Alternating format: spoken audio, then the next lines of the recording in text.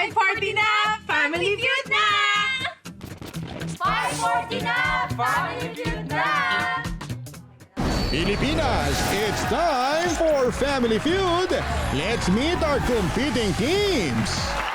Queenie Padilla at ang Team Manisan. Walang aatrasan ang Team Midadari. Please welcome our host, ang ating kapuso, Ding Dong Dante! Magandang hapon mga kapuso, lalong-lalo na sa mga kababayan nating Muslim sa Pilipinas man o sa ibang panig ng mundo. Happy Edil Adha po sa inyong lahat. Sisimulan na natin ang isang laugh out loud na episode ng pinakamasayang family game show sa buong mundo, ang Family Feud! At gaya ng nabanggit natin, espesyal po ang episode natin ngayon. Dahil espesyal po ang ating mga bisita, ang unang team, ang Team Manisa. Team Manisa at ang kanilang team captain. Siya po isang peace advocate, isang humanitarian activist, and also a mother. Please welcome Queenie Padilla. Welcome, Queenie. Thank you po. It's good to have you here in Family Feud, Queenie. Queenie, please, sino ba kakasama natin sa Team Manisa ngayon? Yes, ito po si Aya. Isa po siyang makeup content creator. And ito po si Princess Habiba, the very first hijabi anchor in the Philippines. And ito po si Nazia. Isa po siyang businesswoman ng clothing. And she's also entertainment content creator. Wow, it's good to have you. Si Queenie po, kapatid po siya ng kapuso natin na si Kylie Padilla na naglaro na rin dito sa Family Feud. Queenie, so nagbigay naman ba si Kylie ng tips sa'yo? Actually, hindi ko pa nasabi sa Hindi ba? Pero napanood ko siya. Napanood mo siya? Opo. I wanna know, anong ibig sabihin ng Manisa? Manisan is actually a Maranao or a Maguindanon term, which means beautiful. Yes. Beautiful indeed. Sana maging beautiful din ang mga sagot. Inshallah. Mamaya. Inshallah. Kaya good luck sa inyo, Team Manisan. Ang makakalaban po nila ay friends po nila, ang Team Midadari. Ang kanilang team captain, full-time content creator from Cotabato City with more than 40 million followers. Suwerab Smith. Hello, Suwerab. Hello po, thank you so much. Nakakaba siya, pero kaya natin to. Suwerab, please introduce them to us. So pinapakilala ko po pala sa inyo, Miss Shaha Mehta, pinakamaganda at most followed hijabi from the Philippines. So, Dong, kailangan ko ng backup, hindi po ako ready. Siya mag-i-introduce. Okay, so siya. I-introduce ko ang aking kumare, sister, content creator, Ejipa! Hello, Ejipa. So, ang last player naman namin, Irene Ali, Tabatenyong Manisan from Cotabato. Food vlogger din po siya. Yun, nako.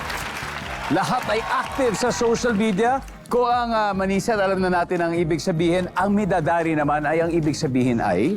Angel. Angel. Wow. All right. Good luck. I'm sure you'll have fun. Good luck then, Team Manisan. Here we go. Simulan na po ang friendly. It's gonna be a friendly battle for 200,000 pesos. Let's call in now Queenie and Suwerab for round one.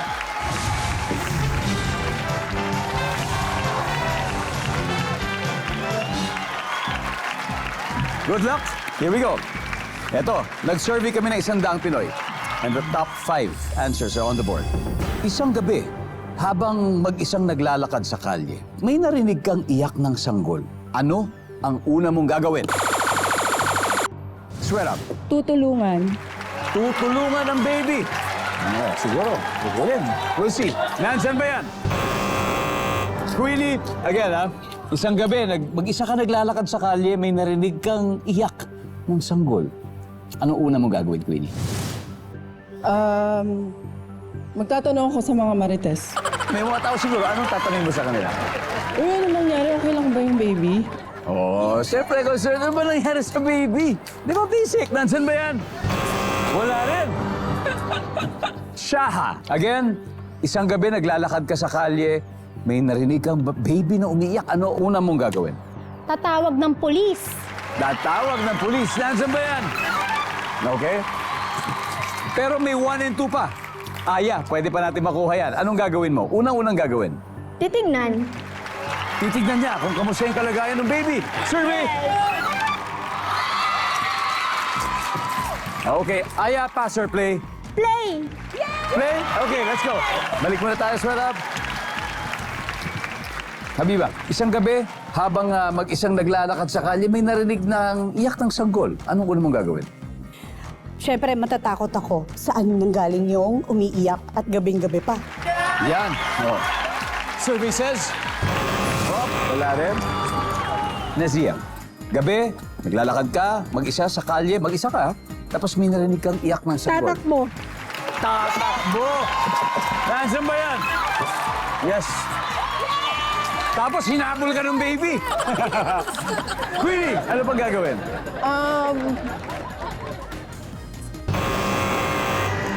Timida Dari, usap na kayo? Aya, ano pa kaya? Magtatanong. Magtatanong ka Baka may tao doon.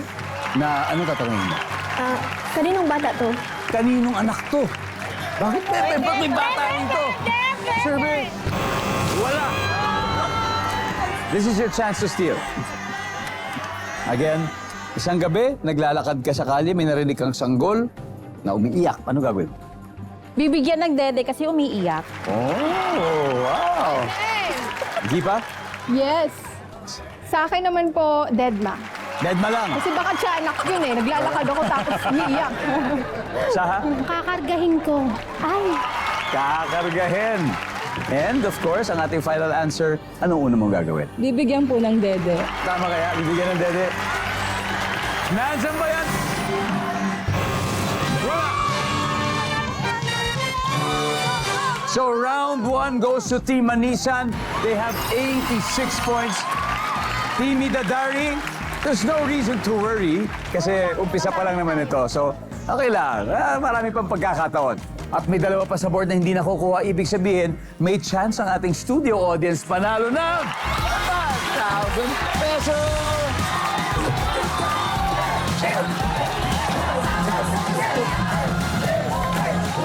Oh! Pare! Ano na? Okay. Anong pangalan mo? Ako po si Eman, Eman, tiga saan? taga Bulacan po. Eman! Opo. Oh, imagine mo, Eman, ha? Isang gabi, maglalakad ka sa kalye. Tapos may narinig kang iyak ng bata. Gagawin, una mong gagawin. Magdadasal ko po siya. Pagdarasal! Opo. Survey says... Wow! Wow! Congratulations, pare ko!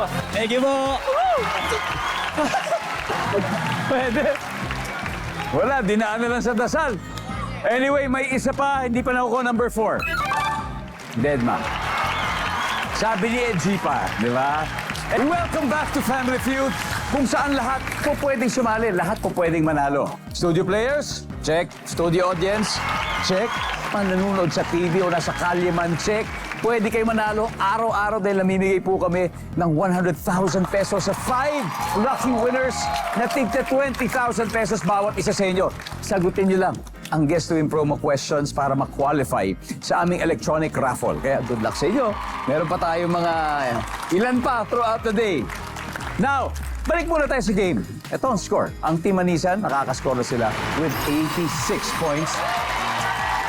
Oras ng bumawi ng Team Idadari.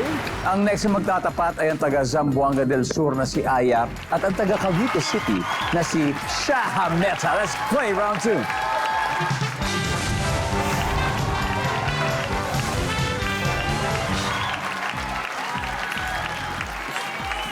Top 6 answers are on the board.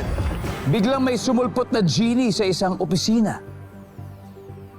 Ano kaya ang hihilingin ng empleyado? Shaha. pera. Pero agad! Nandiyan ba yan? Top answer? Shaha, pass or play? Play, syempre. Wala na, let's play this round. Aya, balik muna tayo. Babawi daw sila. Jeepa, biglang may sumilpot na genie sa isang opisina. Anong hihingi ng empleyado sa kanya? Ma-promote. Yan, kung sa kanya pera, ito ma-promote. Dahil pag na-promote, tataas ang sweldo. Biglang may sumulpot na genie sa opisina. Ano kayang hihilingin ng empleyado sa kanya? Unlimited leave! Unlimited leave! Sure, ano kaya? Medyo mas realistic siguro. Biglang may sumulpot na genie sa opisina. Ano kayang hihilingin ng empleyado sa kanya? Bahay. Diretso na. Di ba? Agad-agad. Bigyan mo na akong bahay. Yes. Siya, ano pa kaya pwedeng hingin niya? Sasakyan! Kung may bahay, kailangan niya ng sasakyan. Wala. Okay, hadal na, Timanisan. Kailangan eh. Jeepa, kailangan masagot mo to? Again, si Jeannie, lumitaw sa opisina. Ano kayang hihilingin ng empleyado sa kanya? Mabait na boss? Anong mas gusto mo? Unlimited leave o mabait na boss? Unlimited leave! Ayun ba rin? Nandiyan ba mabait na boss? Sa bagay, hindi mo na makikita yung boss mo, di ba? Kung unlimited leave mo. Meron ba tayo isa? Again, may sumulpot na genie. Anong hihilingin ng empleyado sa kanya? Mabait na workmate. Workmate, yan. Di ba nga ayaw natin ng mga toxic na kaopisina? Di ba? Gusto natin good vibes parate sa ating workplace. Nandyan ba ang mabait na workmate? Wala. Nazia. Ito. Nazia, tingin. Ano kaya? May genie biglang sumulpot sa office. Maging mayaman. Maging mayaman. Habiba. Overtime pay. Overtime pay, Aya. Ano pa? Magbakasyon. Magbakasyon. Okay, Queenie, so may mga suggestions sila. Pero isang tamang sagot lang from you. Ano kaya? Alin kaya sa sinabi nila or may sarili kang sagot? May genie, biglang sumulpot sa office mo. Ano kaya ang hihilingin ng empleyado sa kanya? Maging CEO. Wow, ma-promote or ma-promote sa CEO. Why not? Diba? Gawin mo akong boss. Nandiyan ba yan, survey? Wala. Alright, kasama na sa promotion. Really, kasama na yan. Anyway, mas nagiging exciting laban ang Team Manisan. 86, diba? Eto na. 84 points na ang Team Midadari. But may answers ulit sa board na hindi pa naman nahulaan. So that means may chance ulit ang Lucky Studio audience na manalo ng 5,000 pesos. Dito tayo. Ano pangalan mo? Kurt po. Kurt. Okay. May genie na sumulpot. Anong hihingi ng mga empleyado doon? Manalo sa loto! Nandyan ba ang panalo sa loto? Joe!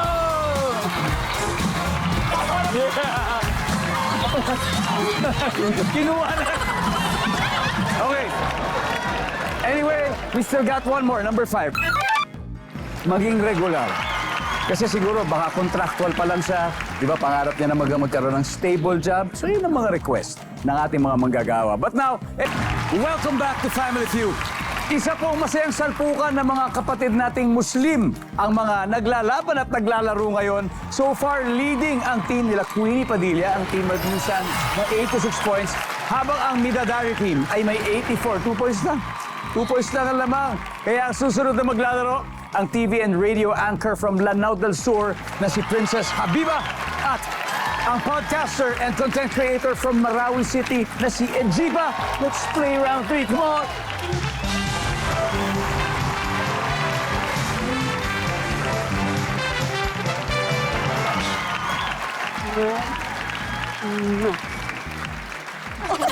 Good luck, good luck. Bago tayo magsimula, ito po may trivia. Alam niyo po, noong 2012, si Princess Habiba po ang first news presenter to wear a hijab on national television. Grabe. Si EG pa naman po, alam naman natin lahat. Yung pinagdaanan ng Marawi City noon, alam po natin yan. Kamusta? How's Marawi City right now, EG pa? Marawi City, just like its people, very resilient. Pero bumabangon po tayo. Pero, Kuya Dong, just because resilient ka, dapat hindi nabibigyan ng pansin. Dapat pa rin bigyan ng pansin. Dapat tuloy-tuloy pa rin. Yes! At dahil dyan, gusto po nating batiin ang mga nanonood sa Marawi City. Thank you po for always tuning in. Maraming salamat. Sana po ay nakakapaghatid kami ng good vibes sa inyo araw-araw. Alright? At eto, pandagdag good vibes din. Dahil nasa round 3 na tayo. Top 6 answers are on the board. Imagine, sa sinehan, sobrang ingay nung nasa likod mo. Ano ang gagawin mo? Habiba. Lilingon ako. Magtatanong ako, sino yan? Ano mayroon? Lilingon, tapos sabihin, sino yan? Good answer! Hoy!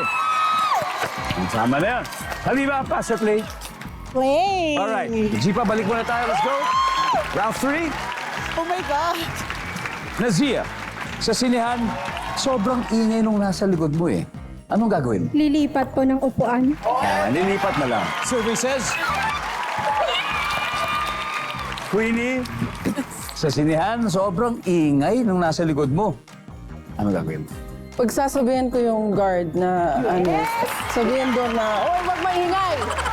Yung guard yung sasabihan mo. Okay, survey. Wala? Aya. Titignan. Tapos mag-roll eyes.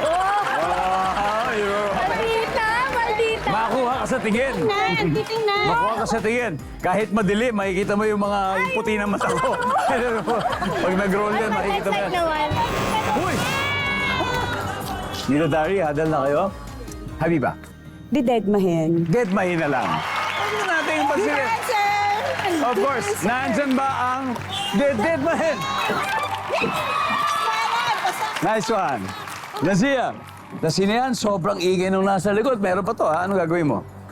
Titingnan lang. Titignan lang. Parang nasabi na ba yun? Uy! Ano na, nasabi na. Oh. We got, how many? 3 more?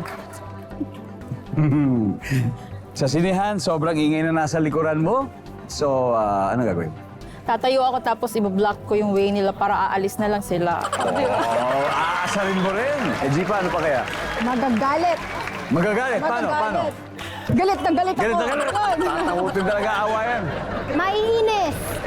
Paano? Paano kumaingas? Bibigyan ko. Bibidyoan mo sila. Isasama mo sa vlog mo. Oo. Swear up again. Sa sinihan, ito sobrang ingay ng nasa likuran mo. Ito, ano ang gagawin mo? Titignan ko po siya mula ulo hanggang paa. Say hi! Ganun lang. Pero parang roll eyes din yun. Hindi naman. Parang ganun din. Okay. Titignan mula ulo hanggang paa. Nandyan ba yan, survey? Wala! Okay, swear up. Nasabi na kasi kanina na I think it was mentioned twice. Di ba na yung isa yung rolling out of the eyes, tapos si ni Aya tsaka ni Zia. So nabanggit na siya. For the next rounds, I advise pakinggan niyo rin kung sakali kahit nag-huddle kayo. Pakinggan niyo yung sinasabi, baka para hindi maulit. Alright? Okay. Anyway, so we got 3 more. Tingnan natin. Number 6. Oh, iba yung magagalit. Ito, aawayin talaga. Number 4. Wala. Aalis na lang. Number 3. Magtatakip ng tenga. So narito ang score after 3 rounds. Nangunguna ang Team Manisan with 238. Habang ang Team Inadari may 84 pa rin naman. May 84 points. So susunod na ang triple points round sa pagbabalik ng Family Feud. Welcome back to Family Feud. Shout out po muna sa mga loyal viewers natin dyan po sa Bagong Silang, Ilagan, Isabela. Yung mga nanonood dyan sa Rosario Heights 9, Cotabato City. At siyempre gusto din natin batiin ang mga bisita nating Muslim na nag-cheer sa ating teams na nandito ngayon. Recap muna tayo ng scores. Team Manisan has 238 points. Midadari ay 84 pa tayo. Eto na, lagi namin sinasabi, dito po sa Family Feud, alam nyo, napaka-unpredictable ng game show na to because anything can happen, especially here in our final round. Kaya best of luck, Nazia and Irene. Let's play round 4.